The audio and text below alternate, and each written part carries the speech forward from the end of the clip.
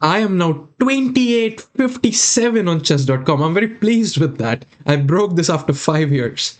And this is the game that got me there. E4, C5, Sicilian, C3, and I play D5. This is the Alapin defense. Another alternative here is to play knight f6, E5, knight D5, put the knight in the center earlier on. But in the game, we had D5. The point of playing D5 straight away is that after E D5, Queen D5, which is what happened in the game, the knight can't come to C3 to attack my queen. This is how it differs from the Scandinavian defense, for example. He plays D4, knight f6, knight f3, knight c6, and now he plays an interesting move, knight d2, although I would consider it a bit dubious. The reason I consider it a bit dubious is because it blocks the bishop first of all, and if we ever go into an isolated pawn position, the knight should be on c3 to attack my queen, not on d2.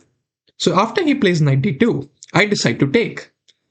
And here, he doesn't take back, but rather hits my queen with bishop c4. I have to make a decision where to put the queen. I decide I should put it on d6, and this is better than d8. The reason it's better than d8 is because in some cases white might want bishop f4, but my queen already looks at f4 square. So this is how it's useful. Also, the knight, if it were on c3, it could have attacked my queen on d6, but it's on d2, so I can do this. Knight takes d4, knight takes d4, c takes d4. Should I take here? No. If I do take here, my queen is unprotected, and tactics occur on unprotected pieces. He would have played queen a4 check, and if I guard, then bishop takes f7, and I lose my queen. So therefore, I simply play e6. He plays castles. I still don't take because my queen is again unprotected. Perhaps he was going to play queen f3 and I have problems developing this bishop. The rook might come to d1 and there might be some trouble on the queen, which I don't want. So I play bishop e7. The pawn is weak in the long term. And you're never able to play d5 because there is no knight on c3 again. He plays knight f3, castles, queen e2. And now how do I get this bishop out? Simply b6. Bishop g5, bishop b7, rook d1, calmly developing. And this is where I show some knowledge. I play rook c8, he plays rook c1, and then I play h6, asking this bishop where it wants to go. He retreats because you don't want to take in an open position, bishops are more valuable. And I simply play knight h5.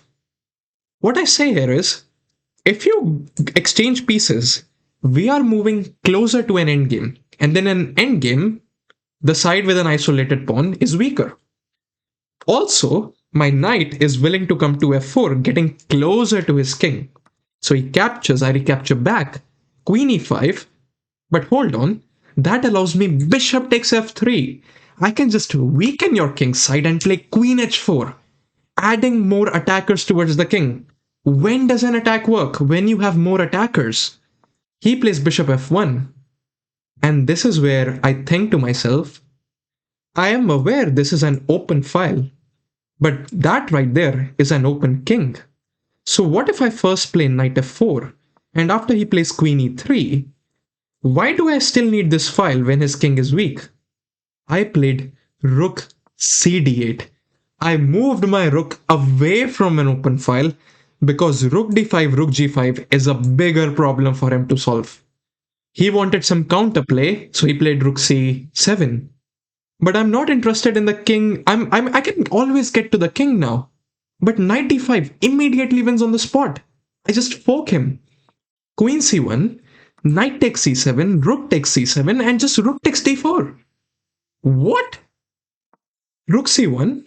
But now, notice, queen g5 check is a check to the king and it attacks the rook. But he was too focused on defending the king that he played queen g3, and I just took the rook and simply won the game, reaching my peak of 2857. Also, please subscribe for the algorithm. I'm a small YouTuber who's trying to grow his channel. A subscription would really help.